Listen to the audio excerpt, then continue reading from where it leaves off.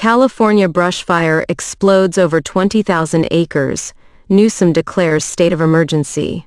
A wind-whipped Southern California brush fire that exploded to over 20,000 acres in about 24 hours, destroying homes and prompting mass evacuations, remained out of control Thursday as Gov. Gavin Newsom rallied state and federal resources to battle the blaze.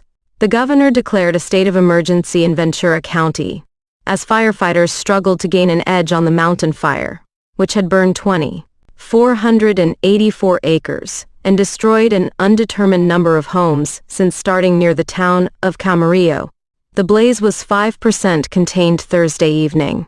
The November fire came amid unseasonably warm temperatures and strong Santa Ana winds. The National Weather Service issued red flag warnings for Ventura and Los Angeles counties that are to remain in effect through at least Friday morning. Aerial footage from ABC Los Angeles station KABC showed what appeared to be row after row of destroyed homes in the towns Camarillo, Moore Park, and Somas. Multiple people were taken to the hospitals to be treated for smoke inhalation and other injuries, Ventura County emergency officials said. Some victims became trapped in their cars as they raced from the fast-moving flames, officials said.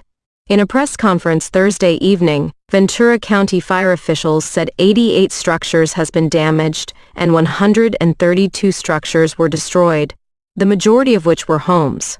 Officials said there were 10 confirmed injuries, most due to smoke inhalation, and all were deemed non-life-threatening.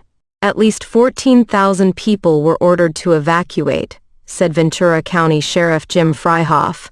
Newsom announced on Wednesday that he has mobilized statewide resources to help battle the fire and has secured a grant from the Federal Emergency Management Agency to make vital resources available to extinguish the fire. The California Office of Emergency Services said it had pre-positioned 48 pieces of firefighting equipment, 9 helicopters, and over 100 personnel in 19 counties across California, in advance of dangerous fire weather forecast in many parts of coastal and inland California. This is a dangerous fire that's spreading quickly and threatening lives, Newsom said in a statement. State resources have been mobilized to protect communities, and this federal support from the Biden-Harris administration will give state and local firefighters the resources they need to save lives and property as they continue battling this aggressive fire. The mountain fire is one of 2 wind-driven fires that broke out in Southern California, leading the NWS to issue rare November red flag warnings for Los Angeles and Ventura counties, alerting of an extreme fire risk from Malibu into the San Gabriel Mountains, north of Los Angeles, where winds could gust near 100 miles per hour. A very strong, widespread, and long-duration Santa Ana wind event will bring widespread, extremely critical fire weather conditions to many areas of Los Angeles and Ventura counties Wednesday into Thursday. According to the NWS warning, the cause of the fire remained under investigation Thursday. Efforts, according to the Ventura Fire Department, which said ground crews, helicopters, and mutual aid resources are actively working to protect lives and property. Broad fire. A second wildfire erupted in Los Angeles County's Malibu area Wednesday, named the Broad Fire, and has burned at least 50 acres southwest of South Malibu Canyon Road and the Pacific Coast Highway PCH in Malibu, according to CAL FIRE. The fire was 15% contained Wednesday evening, according to the Los Angeles County Fire Department. Local fire officials have warned residents to prepare for potential evacuations, and the PCH has been closed in both directions, between Webb Way and Corral Canyon. Santa Ana wind conditions. Named after Southern California's Santa Ana Canyon, the region's Santa Ana winds bring blustery, dry, and warm wind that blows out of the desert, drying out vegetation and increasing wildfire danger. The long-duration Santa Ana wind event was expected to peak late Wednesday, becoming moderate on Thursday, then tailing off to light offshore winds on Friday. Northeast winds moving 20 to 40 miles per hour with gusts up to 60 miles per hour are expected across the canyons and passes of Southern California, with higher winds in the more wind-prone areas. Another surge of wind is expected to peak through Thursday morning with widespread northeast winds of 20 to 30 miles per hour, with gusts to 50 miles per hour before weakening considerably by Thursday afternoon. Israeli strikes kill at least 40 in East Lebanon Health Ministry. At least 40 people were killed in Israeli strikes in eastern Lebanon on Wednesday, according to the Lebanese Health Ministry. An Israeli official said the strikes in the governorates of Baalbek and Bekaa targeted operatives of the Iran-backed armed group Hezbollah.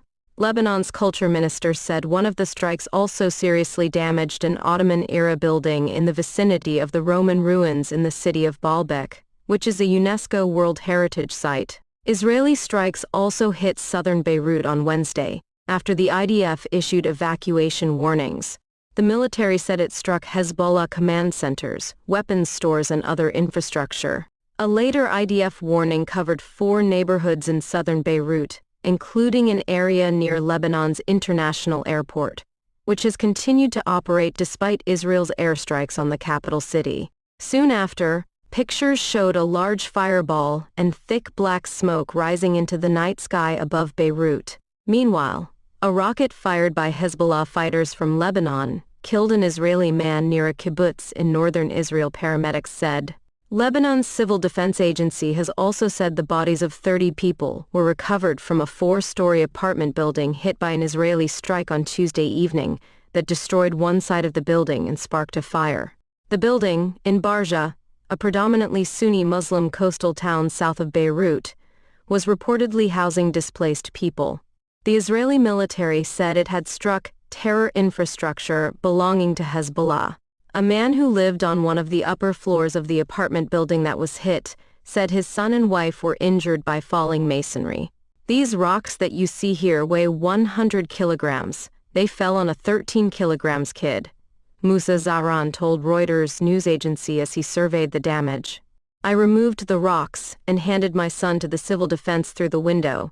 I carried my wife and came downstairs and got out behind the B building. I thank God, glory be to him, for this miracle. An Irish Times correspondent cited a member of the civil defense at the scene as saying that those killed whose bodies were found complete included 7 women and 3 children, a 7-month-old baby, and 2 girls aged 7 and 12. Neighbors also said the building was housing displaced people who had fled from other areas, she added. There was no evacuation warning ahead of the strike, according to Reuters.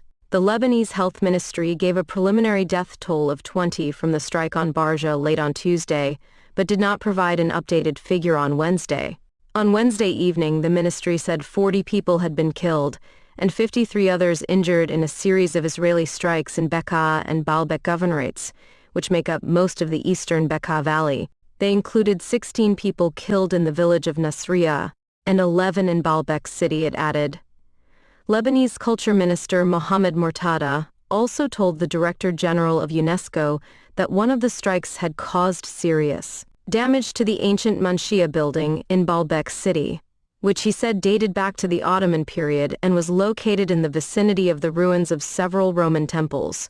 The destruction of this exceptional monument next to a UNESCO World Heritage Site is an irremediable loss for Lebanon and for World Heritage, he warned. An AFP news agency correspondent also reported that the famous 19th-century Palmyra Hotel near the Roman ruins was damaged by nearby strikes, which the health ministry said killed 2 people. An Israeli military official said its aircraft had carried out strikes based on precise intelligence, indicating the presence of Hezbollah operatives in the Baalbek area. The military also said it had killed the commander of Hezbollah's forces in the southern border region of Qayyam, and that a number of other Hezbollah fighters had been killed by airstrikes and by troops operating inside southern Lebanon over the past day. Meanwhile, Hezbollah's new Secretary General, Naim Qassem, said in a speech that the group had tens of thousands of trained resistance combatants ready to fight, and that nowhere in Israel was beyond the reach of our drones and missiles. I will tell you very clearly, our conviction is that only one thing can stop this war of aggression, and that is the battlefield, he declared, adding that he did not believe political action would end the conflict. The Israeli military said Hezbollah fired about 170 rockets into northern and central Israel on Wednesday. In the evening, the Magen David Adom ambulance service said a man was killed by a rocket near the kibbutz of Kfar Masarik, which is south of the coastal town of Acre. Paramedics said the man was found in a field with severe shrapnel wounds and that he was pronounced dead at the scene. Later, Israeli media identified him as Sivan Saadeh, an 18-year-old resident of Kfar Masarik, who had been working in the field. Also on Wednesday, Israeli media said one rocket hit a car park near Tel Aviv's Ben Gurion International Airport, but the Israel Airport authorities said its operations were not affected. Hezbollah said it targeted the Tzrifin military base near the airport. A large section of a rocket also hit a parked car in the town of Ra'anana, just north of Tel Aviv. Since the escalation of the conflict between Israel and Hezbollah 6 weeks ago, at least 2,400 people have been killed and more than 1.2 million displaced across Lebanon, according to Lebanese authorities. Israeli airstrikes have eliminated most of the group's leadership, including Qassem's predecessor Hassan Nasrallah, and caused widespread destruction in parts of southern and eastern Lebanon and Beirut's southern suburbs, areas where Hezbollah has a strong presence. Israel went on the offensive against Hezbollah after almost a year of cross-border fighting sparked by the war in Gaza. It says it wants to ensure the safe return of tens of thousands of residents of northern Israeli border areas displaced by rocket attacks, which Hezbollah launched in support of Palestinians the day after its ally Hamas's deadly attack on Israel on October 7, 2023. Israeli authorities say more than 70 people have been killed by Hezbollah attacks in Israel and the occupied Golan Heights over the past year. Former President Donald Trump took the stage with his family at West Palm Beach County Convention Center early Wednesday morning, to the raucous cheers of supporters. As Trump neared the projected 270 electoral votes needed to win, he declared victory as Vice President Kamala Harris's path to reach that threshold narrowed following projections for Trump in North Carolina, Georgia, and in highly prized Pennsylvania. At the time, ABC News had not yet projected a winner in the overall race, or in the 4 remaining swing states, as results continued to come in. "We overcame obstacles that nobody thought possible," Trump said. "And it is now clear that we've achieved the most incredible political, hey, look what happened, isn't this crazy? But it's a political victory. It's a political victory that our country has never seen before, nothing like this," he added. "I want to thank the American people for the extraordinary honor of being elected your 47th president and your 45th president." He did not mention Harris. Trump told the crowd they ushered in a new golden age of America. "Every citizen, I will fight for you, for your family and your future," he said.